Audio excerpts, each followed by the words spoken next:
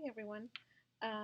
Today we're going to talk about parallel structure. We talked a little bit about this in class yesterday. Um, Parallel structure is when you have the same grammatical forms or patterns in the same sentence. And this is important because it's going to make your writing more clear. Um, and that's kind of your goal for to improve your writing. And here's some examples. So the first sentence says, I enjoy hiking, reading, and dancing. One sentence, and here the pattern is a gerunds, hiking, reading, and dancing.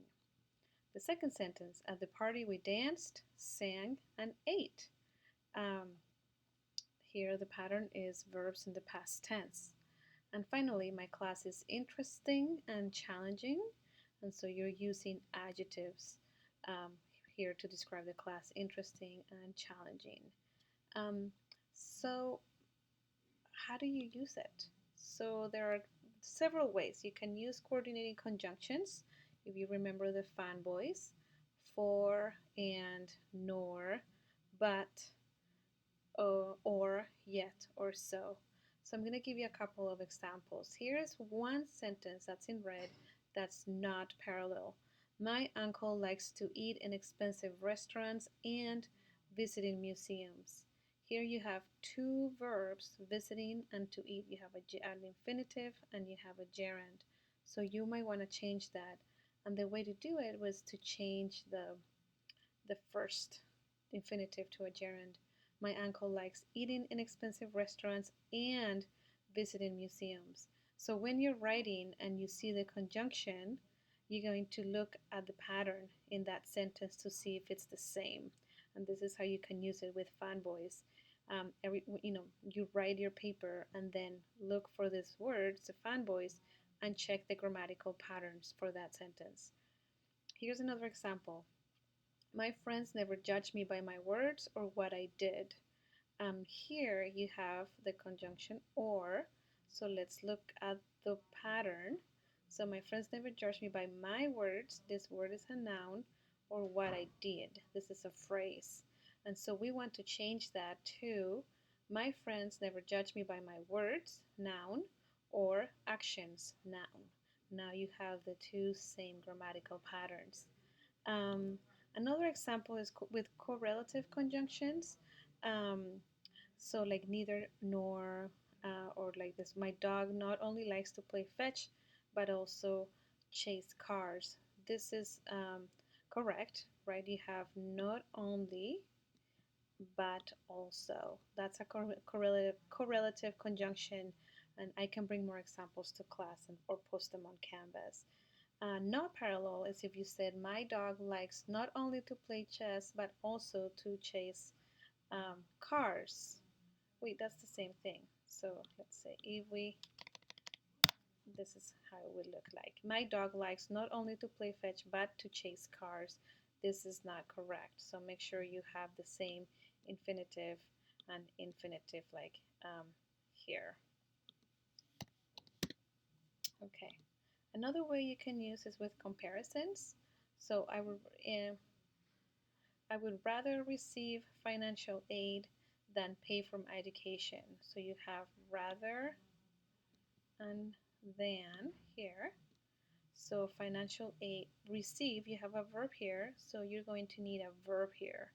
Something that's not parallel will be, I would rather financial aid than pay for my education. So here you're missing a verb. So these words also help you guide, okay, I need to have the same pattern on both sides of this word. Um, and then you can also use it with lists. When you make a list, like we did in the first example here, um, make sure you use the same um, pattern. So for example, global warming affects humans, the environment, and society. So you have noun, noun, and noun. Something that would be not parallel, global warming affects humans, the environment, and it's scary. So here you have noun, noun, and a clause. And so that breaks the pattern and it makes it unclear and less fluent. So make sure that you use it. You can use this with sentences. So here's some examples with longer sentences, and I'm going to point out the pattern. Luisa bought new shoes for the party, a gold charm for her mother, and a camera for her trip. So here you have phrases, right? Luisa bought new shoes for her party, right? So noun and prepositional. Phrase, a gold charm for her mother, noun, prepositional phrase, and a camera for her trip, noun, prepositional phrase. And here's a conjunction where you can look, okay, do I have all of the same patterns, right? During class, Samuel spent his time checking his phone, eating candy, and doodling in on his notebook.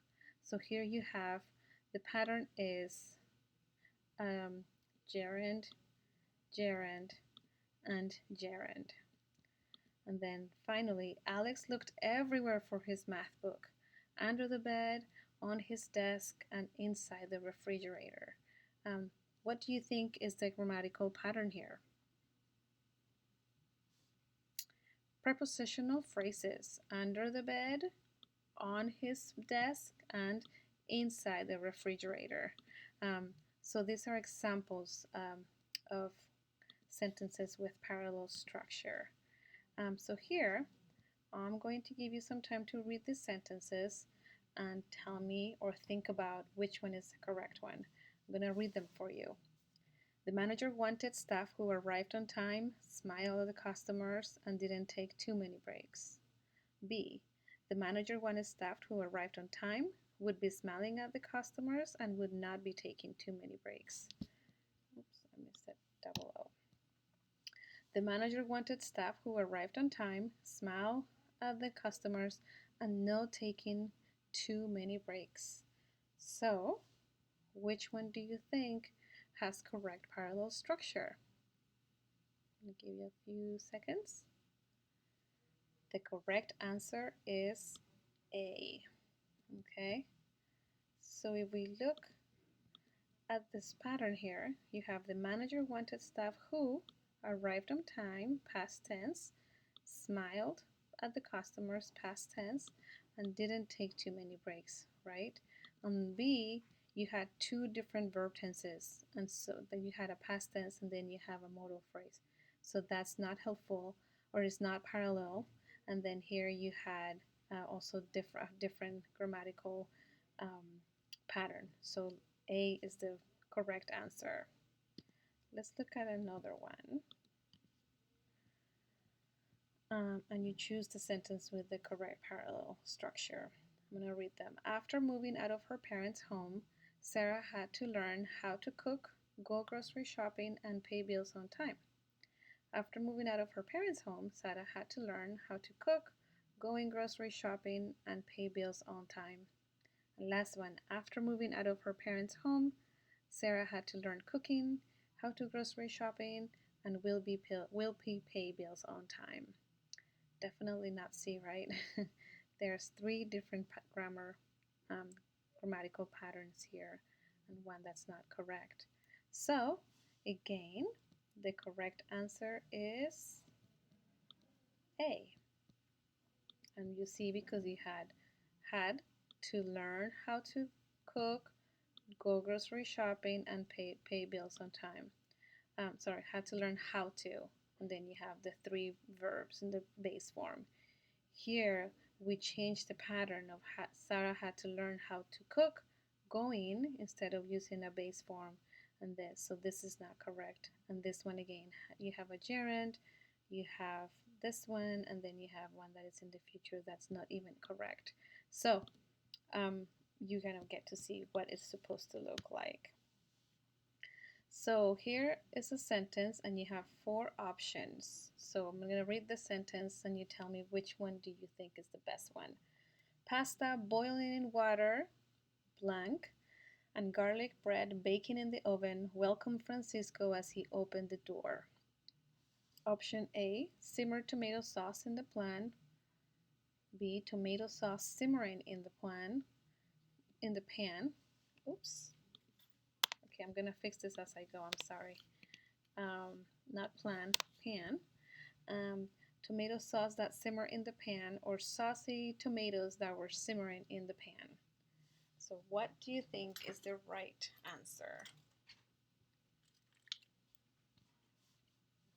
Okay, the right answer is B, because you have pasta boiling in water, so you have this, the ingredient first plus ing, tomato sauce simmering, so what ingredient and ing, and garlic bread baking. So this is the correct answer.